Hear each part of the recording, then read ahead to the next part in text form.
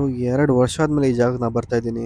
So ಜಾಗ ನೋಡಿ ಸ್ವರ್ಗನೇ ಹೇಳ್ಬೋದು. ಸೊ ಇದೆಲ್ಲ ನಮ್ಮ ಲೋಕಲ್ದವ್ರಿಗೆ ಗೊತ್ತಿರುತ್ತೆ ಭೀಮ್ಕುಲ್. ಈಗ ಪಂಚವಟಿ ವನ ಅಂತ ಮಾಡ್ಕೊಂಡಿದ್ದಾರೆ. ಮೊದಲೆಲ್ಲ ನಾನು ಸ್ಕೂಲ್ ಟೈಮಲ್ಲಿ ಊರಾದಾಗ ಇಲ್ಲೇ ಬಂದು ಆಟ ಆಡ್ಕೊಂಡು ಹೋಗ್ತಿದ್ವಿ. ಅವಾಗೆಲ್ಲ ಈ ಥರ ಪಂಚವಟಿ ವನ ಅಂತ ಈ ಥರ ಏನಿಲ್ಲಾಗಿತ್ತು. ಜಸ್ಟ್ ಈ ಥರ ನೀರಷ್ಟೇ ಹೋಗ್ತಾ ಇತ್ತು ಅಷ್ಟೇ. ಬನ್ನಿ ಒಳಗಡೆ ಹೋಗಿ ನೋಡೋಣ ಏನಿದೆ ಅಂತ.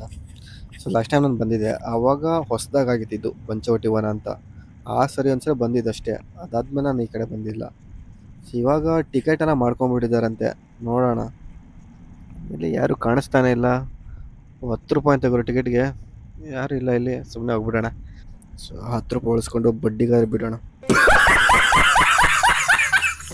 ಆದರೂ 10 ರೂಪಾಯಿ ತುಂಬ ದೊಡ್ಡ ಅಮೌಂಟ್ ಗುರು. ನಮ್ಮ ಹತ್ರ ಎಲ್ಲ ಅಷ್ಟೆಲ್ಲ ಅಫೋರ್ಡ್ ಮಾಡ್ಲಿಕ್ಕೆ ತುಂಬ ಕಷ್ಟ ಆಗುತ್ತೆ.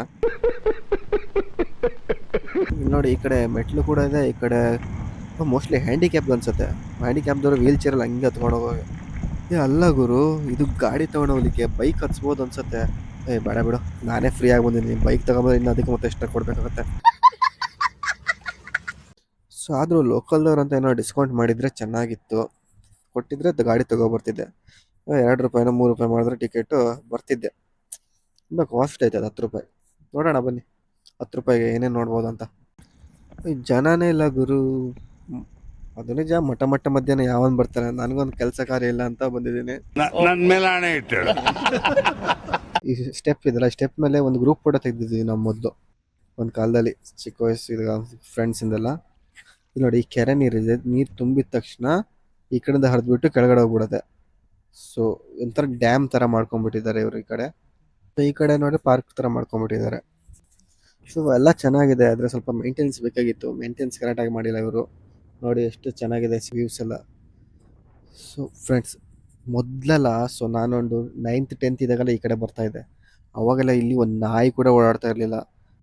ಒಂದಿಬ್ಬರು ಜನ ಬರ್ತಿದ್ರು, ಒಂದು ಎಣ್ಣೆ ಹೊಡಿತಿದ್ರು, ಹಂಗೆ ಹೋಗ್ತಿದ್ರು ಅಷ್ಟೇ.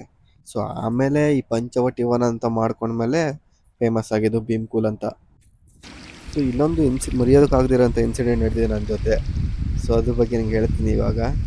ಇಲ್ಲಿ ನೋಡಿ, ಈ ಕಡೆಯಿಂದ ಪೂರ್ತಿ ನೀರು ಹರಿದ್ಬಿಟ್ಟು ಆ ಕಡೆ ಹೋಗ್ತಾ ಇದೆ. ಸೊ ಮೊದಲೆಲ್ಲ ಇಲ್ಲಿ ಸಿಮೆಂಟಿಂದು ಈ ಥರ ಮಾಡಿರಲಿಲ್ಲ, ಪೂರ್ತಿ ಸಿಮೆಂಟಿಂದೆಲ್ಲ ಏನೂ ಮಾಡಿಲ್ಲ. ಸೊ ಅಲ್ಲಿಂದ ಪೂರ್ತಿ ಕೆಳಗಡೆ ತನಕ ನಾನು ಜಾರ್ಕೊಂಡು ಹೋಗ್ಬಿಟ್ಟಿದ್ದೀನಿ ಒಂದಿನ. ಅದು ಹೆಂಗೆ ಸ್ಟೇಟು ಬಿದ್ದಿಲ್ಲ, ಸ್ಕೇಟಿಂಗ್ ಮಾಡ್ತಾರಲ್ಲ ಹಂಗೆ ಸ್ಟೇಟ್ ಕೆಳಗಡೆ ತನಕ ಜಾರ್ಕೊಂಡು ಹೋಗಿದ್ದೀನಿ. ಸೊ ನಾನು ಬೀಳ್ತಾ ಇದ್ದೀನಿ ಅಂತ ನನಗೆ ಹಿಡಿಲಿಕ್ಕೆ ಬಂದು ಅವನು ಕೂಡ ನನ್ನ ಜೊತೆನೇ ಬಂದಿದ್ದಾನೆ ಜಾರ್ಕೊಂಡು. ತುಂಬ ಪಾಚಿ ಇತ್ತು ಅಲ್ಲೆಲ್ಲ ಅವಾಗ. ಸೊ ಇವಾಗೇನೋ ಕಟ್ಟೆ ಥರ ಮಾಡಿದ್ದಾರೆ, ಅವಾಗೆಲ್ಲ ಹಂಗೆಲ್ಲ ಡೈರೆಕ್ಟ್ ಹೋದರೆ ಕೆಳಗೆ. ಸೊ ಅಂತೂ ಇಬ್ಬರು ಹೆಂಗೋ ಮಾಡಿ ಸೇಫ್ ಆದ್ವಿ. ಕೆಳಗಡೆ ತನಕ ಪೂರ್ತಿ ಹೋಗಿ ಬಿದ್ದಿಲ್ಲ.